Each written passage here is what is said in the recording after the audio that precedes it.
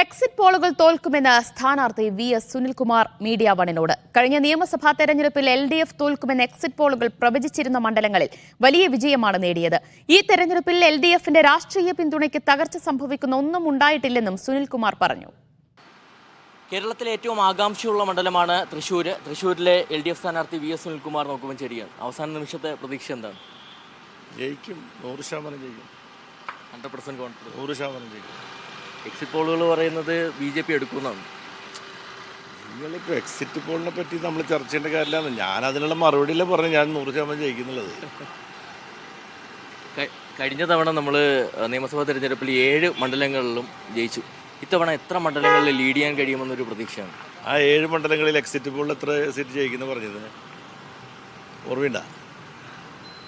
ഈ ജയിച്ചു എന്ന് പറഞ്ഞ 7 മണ്ഡലങ്ങളിൽ എക്സിറ്റ് പോളിൽ ജയിക്കുന്ന മണ്ഡലമായിരുന്നില്ല. മിക്കവാറും മണ്ഡലങ്ങൾ തോൽക്കുന്നു പറഞ്ഞ മണ്ഡലങ്ങളായിരുന്നു. അതാണ് എക്സിറ്റ് പോളിനെ പറ്റിയുള്ള എൻ്റെ മറുപടി. അപ്പോൾ ഇവിടെ പാർലമെൻറ്റ് മണ്ഡലത്തിലുള്ള 7 അസംബ്ലി മണ്ഡലങ്ങൾ LDF ജയിച്ച മണ്ഡലങ്ങളാണ്.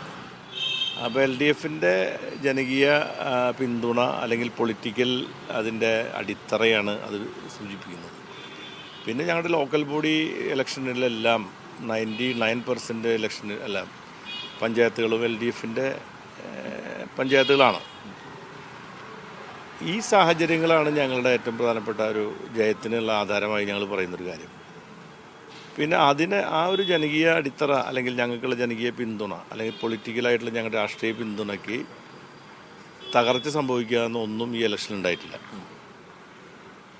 അപ്പോൾ അതുകൊണ്ട് ഇപ്പം പ്രത്യേകിച്ച് പിന്നെ പോളിംഗ് കഴിഞ്ഞതിന് ശേഷമുള്ള പെർസെൻറ്റേജിൻ്റെ കണക്ക് വെച്ച് നോക്കുമ്പോഴും ഞങ്ങളുടെ വോട്ടുകൾ ഞങ്ങൾ നന്നായി പോൾ ചെയ്യിപ്പിച്ചിട്ടുണ്ട്.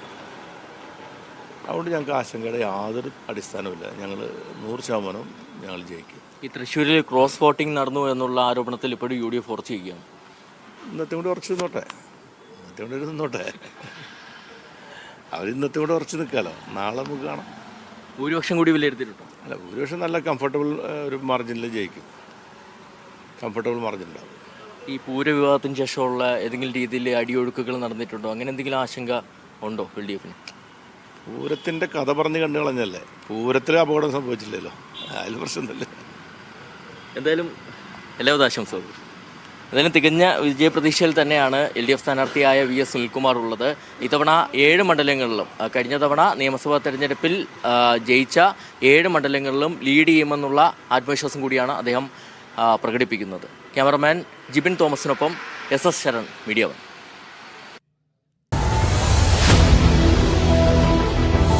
എണ്ണിപ്പറയും ഓരോ വോട്ടും. June 4 media വണ്ണിനൊപ്പം.